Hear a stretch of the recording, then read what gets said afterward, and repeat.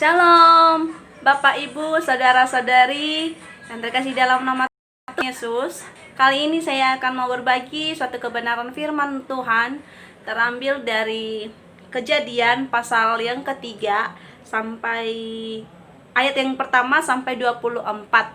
Nah, saya akan memberikan tema kepada kita yaitu kejatuhan manusia dan solusi Allah.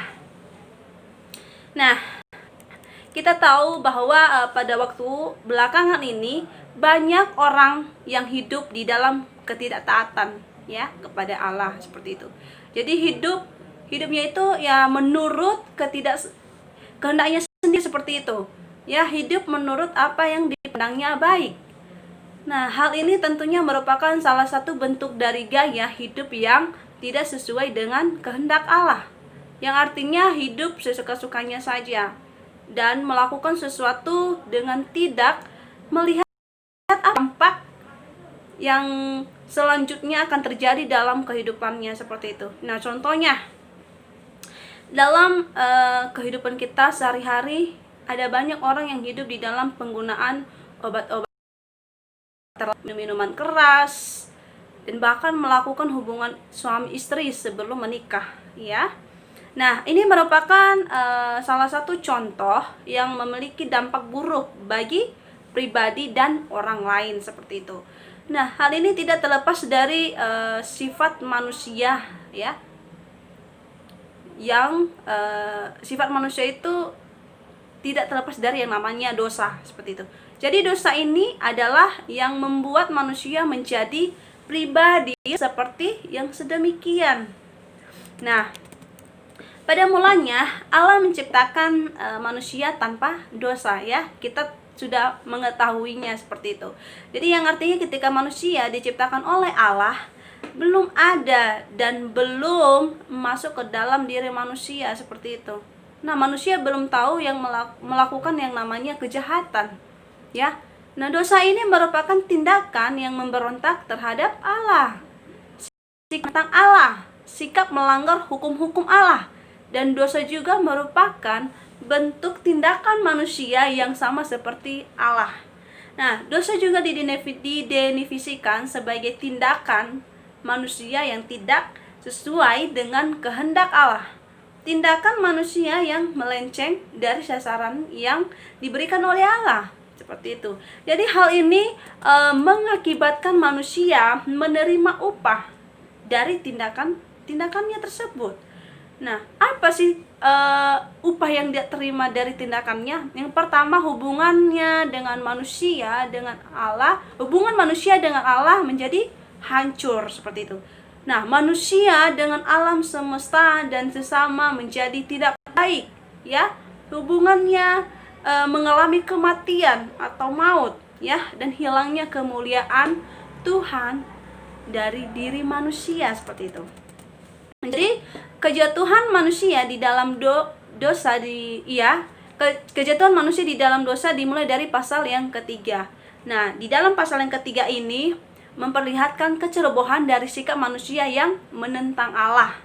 Nah, dalam cerita ini ada 3 tokoh yang penting ya, memainkan perannya masing-masing. Yang pertama ada Adam, yang kedua ada Hawa, dan yang ketiga ada iblis yang menjelma menjadi ular seperti itu.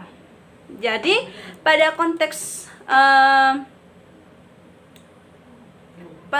sebelumnya yaitu pasal 1 ayat sampai kedua memperlihatkan bagaimana Allah menciptakan segala sesuatu dengan sangat baik seperti itu ya. Jadi pada pasal yang ketiga ini mencatat bahwa bagaimana keadaan bumi yang baik hancur oleh karena ketidaktaatan manusia seperti itu, Bapak Ibu. Jadi apa sih yang kita pelajari dari Kejadian pasal 3 ayat 1 sampai 24 ini? Mari kita sama-sama belajar. Yang poin pertama adalah kejatuhan manusia di dalam dosa disebabkan karena ketidaktaatan, ya. Ketidaktaatan di sini memberikan pengertian merupakan salah satu bentuk sikap manusia melawan Allah ya. Manusia menginginkan kehendaknya sendiri dan bukan kehendak Allah.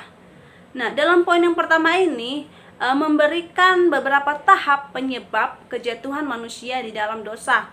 Yang pertama, firman Allah diputarbalikkan oleh si iblis. Nah, manusia lebih mendengarkan apa yang dikatakan oleh si ular. Pada pasal yang kedua ayat 16-17 mengatakan, lalu Tuhan Allah memberi perintah ini kepada manusia, semua pohon dalam taman ini boleh kau makan buahnya dengan bebas.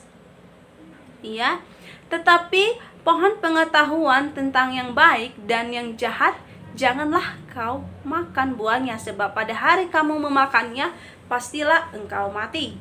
Nah, Allah memberikan firman ini kepada manusia dengan penuh perhatian khusus bahwa manusia itu tidak boleh melanggar apa yang telah diperintahkan oleh Allah. Ya, walaupun pada akhirnya jika tidak diindahkan maka akan menyebabkan kematian kekal seperti itu. Nah, maksud Allah adalah memberikan suatu perintah kepada manusia supaya manusia itu taat kepada perintahnya seperti itu. Dan dengan menyertakan akibat yang akan terjadi jika firman itu dilanggar oleh manusia. Ya, nah, penting bagi kita menaati firman Allah, ya. Jika firman Allah itu kita langgar atau kita abaikan, maka akan mendatangkan masalah bagi diri kita sendiri. Nah, oleh sebab itu, jadikanlah firman Allah sebagai pedoman hidup, ya, sebagai firman itu yang akan menerangi jalan kehidupan kita. Apakah kita memiliki waktu untuk membaca firman Tuhan atau mendengarkan perkataan Tuhan? Jika kita memiliki waktu untuk membaca dan mendengarkan firman Allah, kita pasti akan memiliki senjata yang akan menjaga kita seperti itu, ya, dari segala macam godaan si jahat yang mungkin membuat kita jatuh, ya, dari si jahat seperti itu. Dia membuat kita lebih jauh dari Tuhan. Si iblis akan membuat kita jatuh ke dalam perangkatnya seperti itu. Nah, jadi firman Allah ini adalah senjata rohani untuk mengalahkan si jahat. Ya, di dalam surat Efesus pasal 6 ayat yang ke-11, Paulus mengatakan, kenakanlah seluruh pelengkapan senjata Allah supaya kamu dapat bertahan melawan tipu muslihat si iblis. Nah, hal ini penting untuk kita ketahui dan pahami bahwa senjata Allah akan menolong kita untuk bisa bertahan, ya, melawan si iblis. Jadi jika kita tidak memiliki perlengkapan senjata Allah, maka kita akan kalah dan tidak tetap kuat berdiri untuk melawan tipu muslihat si iblis seperti itu. Jadi demikian, jika ada yang menyimpang, maka sesuatu yang menyimpang dari kebenaran tersebut telah kita ketahui seperti itu, ya. Nah, tahap yang kedua adalah pandangan manusia apa yang baik saja, sedap, menarik, dan memberi pengertian. Dalam tahap ini manusia atau Hawa memiliki kelemahan, yaitu di dalam penilaian terhadap buah pohon tersebut. Ya, ketika si iblis menggoda Hawa dan membujuk untuk memakan buah tersebut, maka matanya Hawa dipikat oleh keinginan untuk mencoba buah tersebut yang kelihatannya memberi faedah kepadanya seperti itu. Jadi menurut pandangannya, buah itu sangatlah baik. Namun hal yang harus diperhatikan oleh Hawa, apakah tindakannya untuk memakan buah tersebut itu benar? Hal ini tidaklah diperhatikan oleh Allah, ya, yang mengakibatkan dosa itu menimpa manusia. Jadi dengan demikian juga di dalam kehidupan kita sekarang, apa yang kita pandang baik untuk dilakukan, pastikan dulu apakah itu benar di mata Tuhan atau tidak, seperti itu. Jadi kita harus melihat sesuatu menurut kacamatanya Tuhan. Apakah benar tindakan kita melakukannya atau salah, seperti itu. Nah, jadi manusia tersebut melakukannya menurut keinginan hati dan tidak sesuai kebenaran Allah, atau tidak sesuai dengan kebenaran firman Allah. Jadi apakah yang harus dilakukan? Pentingnya kita belajar dari Adam dan Hawa, ya, untuk tidak melakukan sesuatu berdasarkan keinginan hati atau kemauan diri sendiri. Jadi menurut pandangan kita saja, tetapi kita melakukan sesuatu berdasarkan apa yang Tuhan inginkan untuk kita lakukan, seperti itu. Nah, ada sebuah cerita di mana ada seorang bapak yang berusia sekitar 40 tahun. Bapak ini bekerja sebagai tukang ojek. Ya. Pada suatu kali bapak ini hendak melakukan perjalanan yang sangat begitu jauh, yaitu keluar kota, ya. Jadi dia ditemani oleh 2 orang anaknya yang duduk di belakangnya. Jadi tiba waktunya untuk berangkat. Bapak tersebut ternyata lupa membawa helm. Ya, tetapi bapak itu mempunyai SIM dan surat kendaraan lainnya. Hanya saja helm saja yang tidak ia pakai, seperti itu. Jadi ketika sesampainya di sebuah lampu merah di kota, bapak itu ternyata baru menyadari bahwa dirinya tidak memakai helm, seperti itu. Dan anaknya pun tidak memakainya, seperti itu. Nah, alhasil tindakan yang diketahui oleh para polantas yang berjaga-jaga di sekitar lampu merah tersebut. Nah, apa sih yang terjadi? Nah, ketika salah satu dari polantas ini melihat bapak itu dan anak-anaknya yang bersama-sama dengan dia tidak memakai helm, bapak pun itu ditilang, seperti itu ya. Dia ditahan dan disuruh untuk turun dari motornya, seperti itu. Nah, jadi polisi ini menahannya, memberikan sanksi kepadanya, ya, yang dikenakan denda, motornya ditilang, dan pada akhirnya dia tidak bisa melakukan perjalanannya, ya. Karena apa? Karena motornya tidak lagi bersama-sama dengan dia. Lalu dia mau naik apa coba kalau motornya nggak ada, seperti itu ya kan Bapak Ibu. Nah, jadi dari kisah ini memperlihatkan dan menegur setiap kita untuk selalu taat kepada apa yang telah ditetapkan untuk dilakukan, seperti itu. Jadi hal ini penting karena membawa dampak juga ya kepada setiap kita. Nah, dari cerita ini kita bisa belajar bahwa jika kita tidak taat, maka kita akan mendapatkan akibat dari tindakan kita itu, ya. Nah, dengan demikian begitupun dengan manusia yang pertama, ya. Karena ketidaktaatan, maka mereka terjerat dalam perangkat si jahat atau si iblis.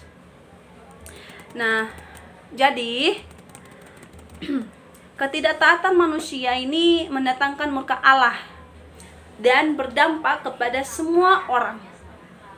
Tindakan yang dilakukan oleh Adam dan Hawa adalah salah satu tindakan yang memberontak terhadap Allah, membawa ketetapan Allah, dan salah satu tindakan yang ingin sama serupa dengan Allah. Jadi oleh sebab itu, bagi setiap kita, marilah kita hidup taat kepada Allah, ya, tidak melawan Allah, mau dipimpin oleh roh Allah, dan tentunya sesuai dengan kehendaknya Allah. Oke, poin yang kedua, manusia menerima upah dari ketidaktaatannya, ya. Pada pasal yang kedua, ayat yang ke-16 sampai ke-17 mengatakan semua pohon dalam taman ini boleh kau makan, ya. Seperti itu. Jadi hal yang harus kita ketahui adalah bukan masalah buah yang Allah tempatkan di dalam taman tersebut, tetapi yang menjadi fokus utama adalah apakah manusia menaati perintah Allah terhadap buah itu. Dengan demikian kita mengetahui bahwa manusia melanggar perintah Allah. Jadi akibat dari ketidaktaatan mereka itu Allah memberikan hukuman, seperti itu Bapak Ibu. Nah, yang pertama kepada ular, ya, si iblis yang menjelma menjadi ular, melaksanakan tugasnya sebagai si penggoda dan penyesat, seperti itu. Pada pasal yang ketiga ayat 14 mengatakan Allah mengutuk ular atas perbuatannya. Ular mendapatkan upah dan perbuatannya, yaitu ular merupakan binatang yang paling terkutuk di antara segala binatang di muka bumi. Dengan perutnya, si ular akan menjalar dan debu tanah merupakan makanannya untuk seumur hidup. Nah, ayat yang ke-15 mengatakan Allah mengadakan permusuhan dengan si iblis, seperti itu. Nah, yang kedua, Hawa. Nah, Hawa merupakan orang yang pertama yang memakan buah tersebut, ya, dan memberikannya kepada suaminya, yaitu Adam. Ya, kita bisa melihat dari ayat yang ke-16, ya. Susah payahmu waktu mengandung dibuat sangat banyak. Dengan kesakitan engkau akan melahirkan anakmu. Namun engkau akan berahi kepada suamimu. Suaminya akan berkuasa atasnya, seperti itu. Nah, yang ketiga, yang terakhir adalah Adam. Adam tidak bertanggung jawab kepada istrinya, yaitu Hawa. Kenapa? Sebenarnya Adam juga harus terus-menerus mengulangi dan mengajarkan akan perintah tersebut kepada perempuan itu. Tetapi tanggung jawab yang diberikan Allah tidaklah dilaksanakan olehnya. Nah, dengan demikian tugas itu dilalaikan oleh Adam, ya, dan membiarkan Hawa begitu saja. Kita bisa melihat dari Kejadian pasal 3 ayat 17 sampai 19, ya. Tanah dikutuk oleh Allah. Dari tanah tersebut manusia mendapatkan rezeki seumur hidup manusia. Semak duri dan rumput duri akan dihasilkan bagimu, dan tumbuh-tumbuhan di padang akan menjadi makan manusia. Dengan berpeluh manusia akan mencari makanan sampai manusia kembali kepada tanah, karena dari situlah manusia itu berasal. Nah, manusia diusir dari taman di Eden, ya. Manusia yang sebenarnya dan pada awalnya itu telah menikmati kemurahan Allah, ya, kebaikan Allah dan segala kesejahteraan yang Allah berikan di dalam taman itu. Tapi menjadi terbalik, ya, bahwa manusia tersebut menerima hukuman dan diusir dari taman itu sendiri, ya, diusir keluar, seperti itu. Jadi sehingga segala kesejahteraan dan segala kenikmatan taman tersebut hilang daripada mereka, dan tanah yang tandus menjadi rumah mereka, seperti itu. Nah, Allah memberikan upah kepada manusia bukan karena dia jahat, ya, atau lain sebagainya, tetapi oleh karena manusia itu melanggar perintah Tuhan, ya, maka manusia menerima apa yang dilakukannya, dan dari situlah orang atau semua manusia akan mengalami kematian kekal, baik itu fisik maupun kematian secara rohani, yaitu hubungan dengan Allah menjadi rusak. Oke.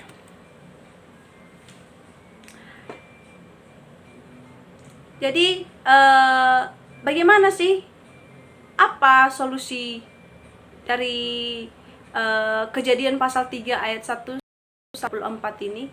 Adalah yang pertama, tindakan dan solusi Allah itu bagi manusia yang telah jatuh. Kita bisa melihat dari Kejadian pasal 3 ayat 15 sampai Kejadian 3 ayat 15 dan 21. Nah, Allah adalah pribadi yang memiliki belas kasihan, memiliki kemurahan, dan segala yang baik adalah milik Allah. Nah, dengan demikian bukan berarti Allah bermain-main dengan dosa, ya, tetapi menyatakan dirinya sebagai pribadi yang kudus. Ketika manusia jatuh ke dalam dosa, memperlihatkan, ya, bahwa taman yang pada awalnya itu sangat kudus dan tidak adanya kecemaran, maka Allah mengusir mereka oleh karena ketidakkudusan mereka kepada Allah, seperti itu.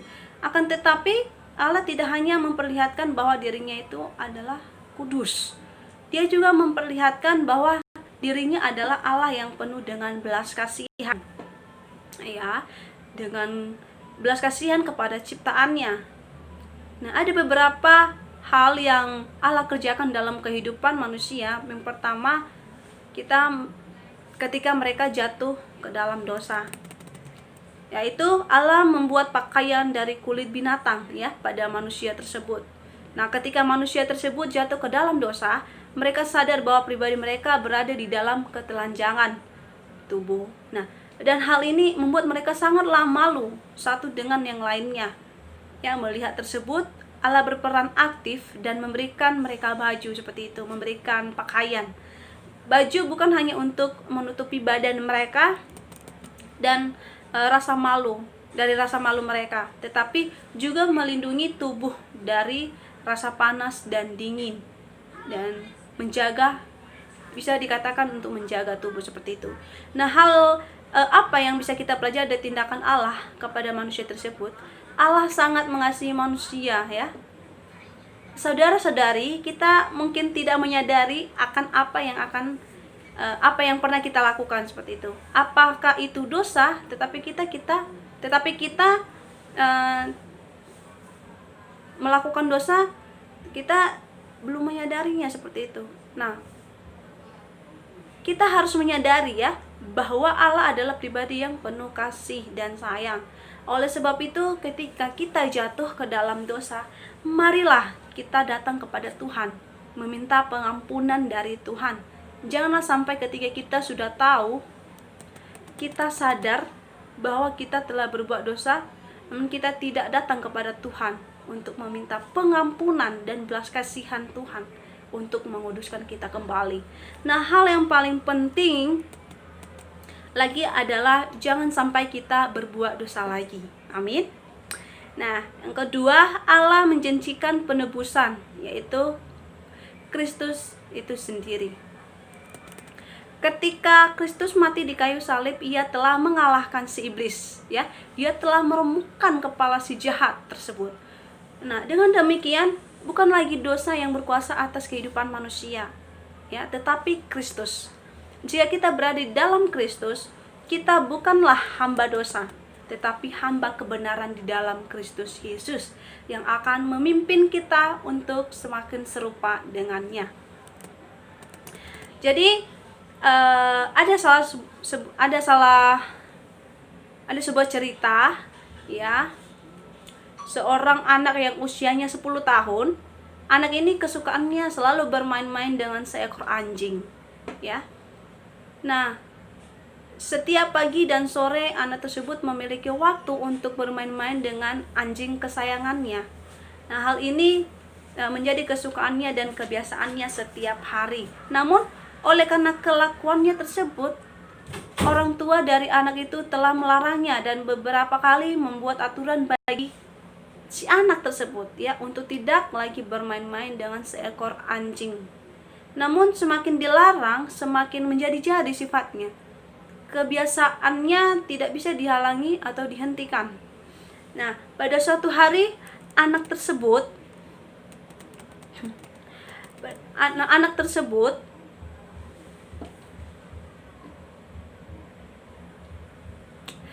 pada suatu hari anak tersebut bermain-main dengan anjing itu, tetapi hal yang tidak diduga oleh anak itu bahwa ia digigit oleh anjing yang berlumuran darah. Nah, ketika melihat kejadian itu, orang tua dari anak tersebut datang kepadanya dan membawanya ke kamar, ya, membersihkan lukanya dan merawatnya. Jadi dari kisah ini kita bisa melihat kedua tokoh yang berbeda, ada anak dan orang tua, di mana anak itu sering melawan sama orang tuanya seperti itu, dan akhirnya berdampak bagi dirinya sendiri dan orang tuanya juga, ya, dia memberikan dampak kepada dirinya sendiri dan orang tuanya. Nah, orang tuanya juga memperlihatkan bahwa mereka sangat mengasihi anaknya, ya, di mana memberikan kasih mereka itu kepada anaknya seperti itu. Jadi begitupun hal dengan Bapa kita di surga. Ketika kita hidup jauh dan melawan Allah, Dia tetap mengasihi kita, ya. Dia tetap menolong kita. Ketika kita jatuh, Dia mengangkat kita. Ya, Allah tetap mengasihi kita, siapapun kita, masa lalu kita dan lain-lain, ya. Nah, jadi Tuhan mengasihi setiap kita. Dia punya banyak cara untuk menolong kita, ya Bapak Ibu. Jika tidak telah jatuh ke dalam dosa, datanglah kepadanya. Jika kita dalam dosa, mari datanglah kepada Tuhan seperti itu untuk meminta pengampunan. Dia sanggup menolong kita semua, ya. Jadi jika kita benar-benar menyerahkan hidup kita kepadanya, pasti kita akan ditolong oleh Tuhan, ya. Nah, jadi hal ini kita belajar bahwa perlunya ketaatan kepada Tuhan. Ya. Perlunya kita ketaatan kepada Tuhan, dan bukanlah ketidaktaatan yang kita perlukan, namun ketaatan yang diperlukan untuk datang kepada Tuhan. Kita belajar bahwa kita semua manusia adalah orang-orang yang berdosa, namun Tuhan mengasihi kita. Sehingga nyata apa yang dikatakan di dalam Kejadian pasal 3 ayat yang 15, bahwa iblis telah dikalahkan. Dan nyatanya pun apa yang dikatakan di dalam Yohanes 3 ayat 16 mengatakan bahwa Allah sangat mengasihi kita sehingga Dia memberikan anak, yaitu Yesus Kristus, kepada kita untuk menebus kita dari dosa-dosa kita.